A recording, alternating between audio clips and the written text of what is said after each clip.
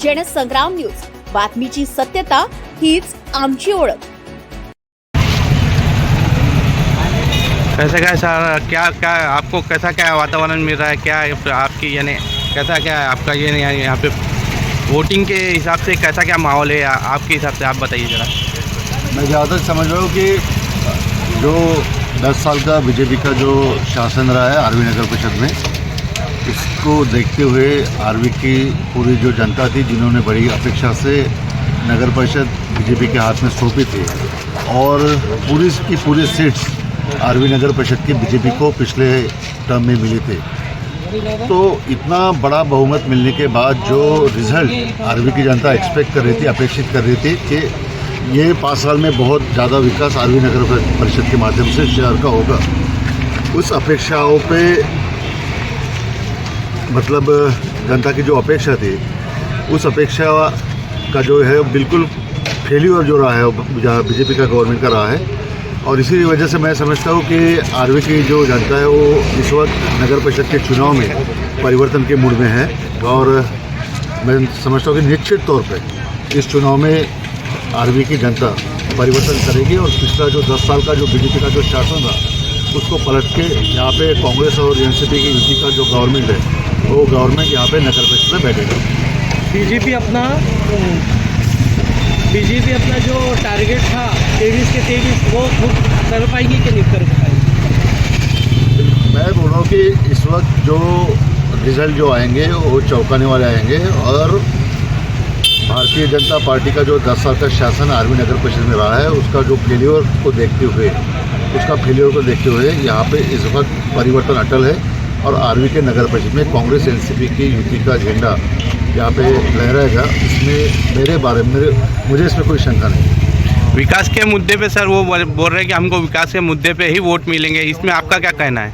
विकास के मुद्दे पे अगर उनको वोट मिलने वाले थे तो मैं समझता हूँ कि मेरी जो सभा थी 30 तारीख की, वो सभा फेल करने के लिए गाँव में 4-5 जगह पे बड़े बड़े खाने का आयोजन किया गया था। 1,500-2,000 हज़ार लोगों का खाने का आयोजन कुछ मंगल कार्यालय में किया गया था। मेरी सभा फेल्योर करने के लिए यहाँ पे गौतमी पाटिल को लाया गया था। मेरी सभा फेल्योर करने के लिए मुझे यहाँ पे ये करने के लिए यहाँ पे जिले के पालक मंत्री आए थे। मैं समझता हूँ कि अगर आप 10 साल में इतने काम आपने यहाँ पे अगर नगर परिषद में किए हैं तो मेरी एक सभा से इतना भयभीत होने का कारण बीजेपी को नहीं था। जो उन्होंने यहाँ पे इतना बड़े तौर पे खाना, बड़े तौर पे गौतमी पाटिल का प्रोग्राम, ये सब करने का उनको आवश्यकता पड़ी। इससे आपको समझ में आएगा कि कितने विकास उन्होंने आरवी शहर में किए हैं और कौन से विकास के मुद्दे पे उनको मतदान में जाना है। ठीक है सर, जनसंग्राम में आपका इंटरव्यू देने के लिए बहुत बहुत धन्यवाद। कैसा क्या सर, क्या आपको कैसा क्या वातावरण मिल रहा है, क्या आपकी यानी कैसा क्या है आपका ये यहाँ पे वोटिंग के हिसाब से कैसा क्या माहौल है आपके हिसाब से, आप बताइए ज़रा। मैं जहाँ तक समझ रहा हूँ कि जो 10 साल का बीजेपी का जो शासन रहा है आरवी नगर परिषद में, इसको देखते हुए आरवी की पूरी जो जनता थी, जिन्होंने बड़ी अपेक्षा से नगर परिषद बीजेपी के हाथ में सौंपी थी और पूरी की पूरी सीट्स आरवी नगर परिषद की बीजेपी को पिछले टर्म में मिली थी। तो इतना बड़ा बहुमत मिलने के बाद जो रिजल्ट आरवी की जनता एक्सपेक्ट कर रही थी, अपेक्षित कर रही थी कि ये 5 साल में बहुत ज़्यादा विकास आरवी नगर परिषद के माध्यम से शहर का होगा, उस अपेक्षाओं पे मतलब जनता की जो अपेक्षा थी, उस अपेक्षा का जो है बिल्कुल फेल्यूर जो रहा है बीजेपी का गवर्नमेंट का रहा है। और इसी वजह से मैं समझता हूँ कि आरवी की जो जनता है वो इस वक्त नगर परिषद के चुनाव में परिवर्तन के मूड में है और मैं समझता हूँ कि निश्चित तौर पे इस चुनाव में आरवी की जनता परिवर्तन करेगी और पिछला जो 10 साल का जो बीजेपी का जो शासन था उसको पलट के यहाँ पे कांग्रेस और एनसीपी की यूपी का जो गवर्नमेंट है वो गवर्नमेंट यहाँ पे नगर परिषद में बैठेगा। बीजेपी अपना जो टारगेट था 23 के 23 वो खुद कर पाएगी कि नहीं कर पाएगी? मैं बोल रहा हूँ कि इस वक्त जो रिजल्ट जो आएंगे वो चौंकाने वाले आएंगे और भारतीय जनता पार्टी का जो 10 साल का शासन आरवी नगर परिषद में रहा है उसका जो फेल्योर को देखते हुए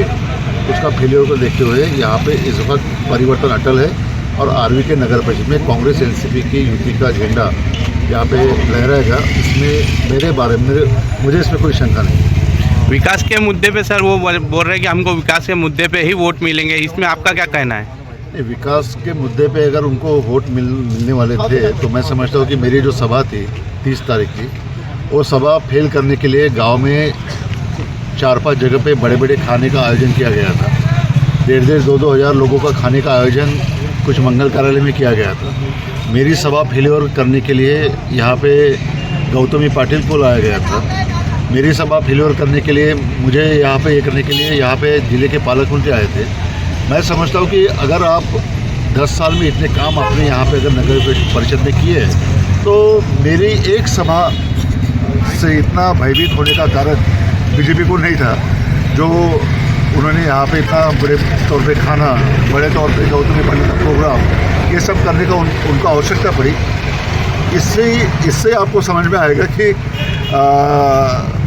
कितने विकास उन्होंने आरवी शहर में किए हैं और कौन से विकास के मुद्दे पे उनको मतदान में जाना है।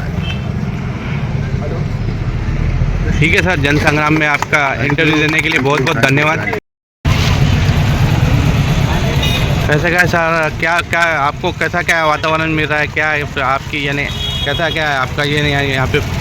वोटिंग के हिसाब से क्या माहौल है आपके हिसाब से, आप बताइए ज़रा। मैं जहाँ तक समझ रहा हूँ कि जो 10 साल का बीजेपी का जो शासन रहा है आरवी नगर परिषद में, इसको देखते हुए आरवी की पूरी जो जनता थी, जिन्होंने बड़ी अपेक्षा से नगर परिषद बीजेपी के हाथ में सौंपी थी और पूरी सीट्स आरवी नगर परिषद की बीजेपी को पिछले टर्म में मिली थी। तो इतना बड़ा बहुमत मिलने के बाद जो रिजल्ट आरवी की जनता एक्सपेक्ट कर रही थी, अपेक्षित कर रही थी कि ये 5 साल में बहुत ज़्यादा विकास आरवी नगर परिषद के माध्यम से शहर का होगा, उस अपेक्षाओं पे मतलब जनता की जो अपेक्षा थी, उस अपेक्षा का जो है बिल्कुल फेल्यूर जो रहा है बीजेपी का गवर्नमेंट का रहा है। और इसी वजह से मैं समझता हूँ कि आरवी की जो जनता है वो इस वक्त नगर परिषद के चुनाव में परिवर्तन के मूड में है और मैं समझता हूँ कि निश्चित तौर पर इस चुनाव में आरवी की जनता परिवर्तन करेगी और पिछला जो